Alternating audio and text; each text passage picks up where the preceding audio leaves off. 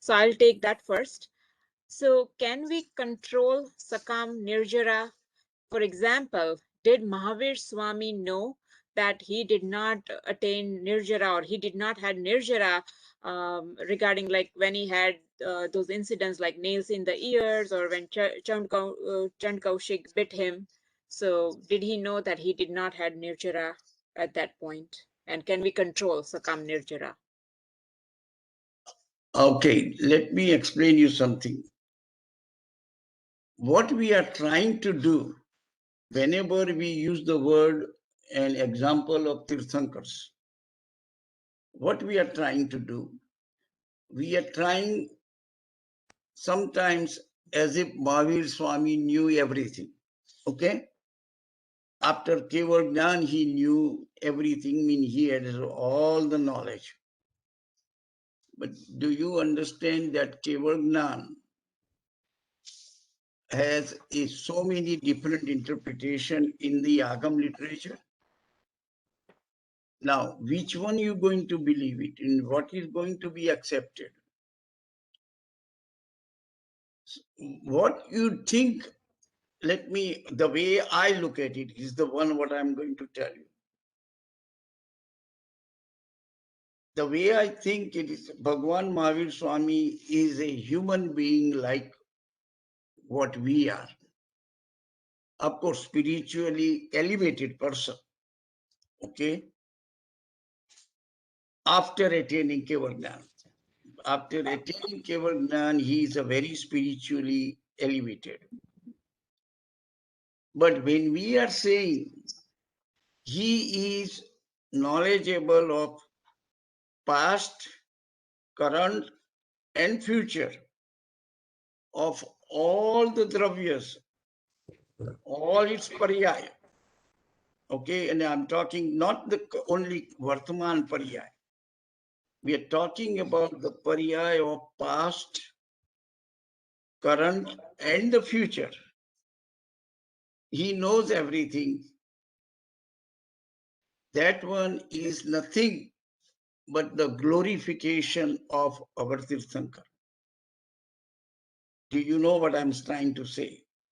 We are in the middle of Hindu culture. And when we are in the middle of the Hindu culture,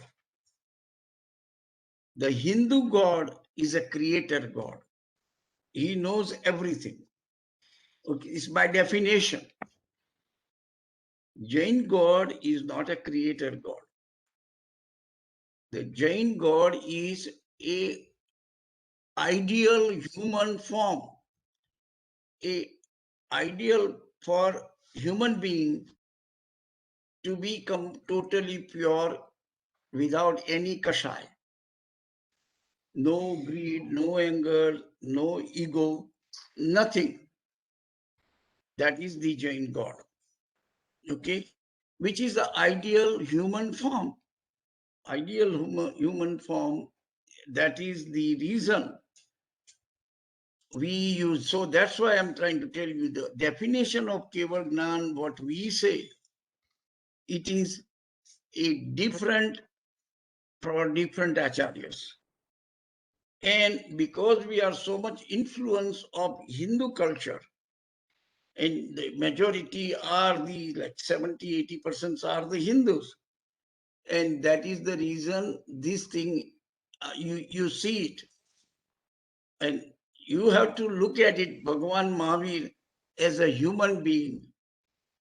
Then and then we will be able to make Tirthankar or Keval Gnani person.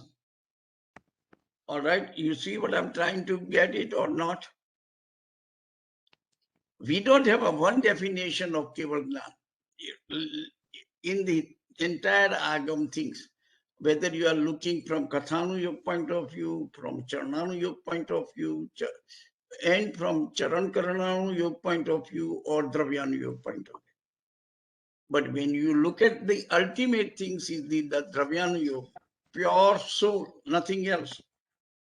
What is pure soul? Ananta Darshan, Ananta Gnan, Anant Charitra, Anantap, and Anant Virya. These are the qualities of that one, and the person is within their own qualities. That's it. Okay, within the soul quality. Bhagavan Mahavir has Amani Dasha, if you really look at the Tirthankar's life, okay? When he attained Keval Gnan, it is called Amani Dasha. What is Amani Dasha? You are not thinking past, you are not thinking. What is mind? Is the rate of flow of thought.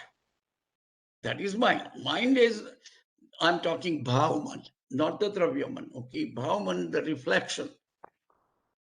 The mind is rate of flow of thought. Can you control your mind? Naturally, only Kevali can control their mind, nobody else, because he has no Amani Dasha. That means the mind is totally under his or her control. For us, we are not going to have any kind of the situation that we can control. We can ask our mind, don't think these things. And you will never able to. If you decide not to think something, that will be the first thing you will be thinking. That's why what I'm trying to tell you, okay, if you think Bhagwan Mahavira and all Tirthankars are come from the human being, they rise to that level. And that is the Jain principle. Then you cannot think everything is predetermined. That is not the Jain concept point of view. Okay, you will never find that concept in Dravyan Yoga, which is the ultimate state. I am pretty sure I'm confused you to many of those people. Okay, but there is no way I try to explain you in something and I can become a consistent saying that, okay, well, this is the way we believe into it. This is the way we believe into it. Because all we believe is everything is a human being. What we are able to do, that's what they are going to be doing it.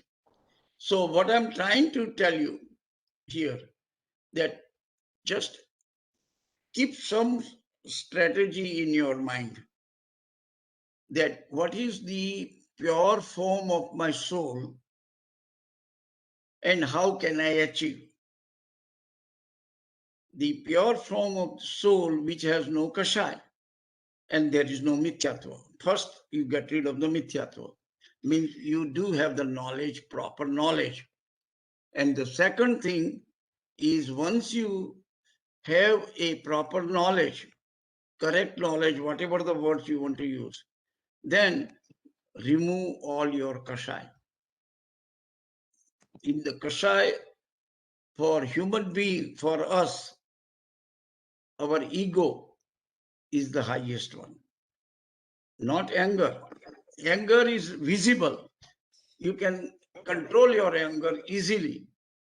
But the ego is the most difficult to overcome. We all have it and we all overcome to that ego. If you remove all your ego, just I'm trying to say it, then naturally you attain the Kevalgnan. There is no doubt about it. Okay? Ego is the one makes us push back in this life. In this life, and only human life, you know you have an ego. Animals don't have an ego. All other things, but they don't have the knowledge. They don't have a proper knowledge, right from wrong, and they cannot observe the observer. So that is why we say human life is the only life you can attain it. And if you don't attain it, any other form of the life is not fully developed form except the human one. And hence I just explain you something, okay? And I have to use many different things together, try to make some sense. Otherwise it's very difficult. Can you see whether the things are got clear up, or I confuse you more? Can you explain it, Sejal? Let me see if the person was asking the question, does it answer your question, or do you need more explanation?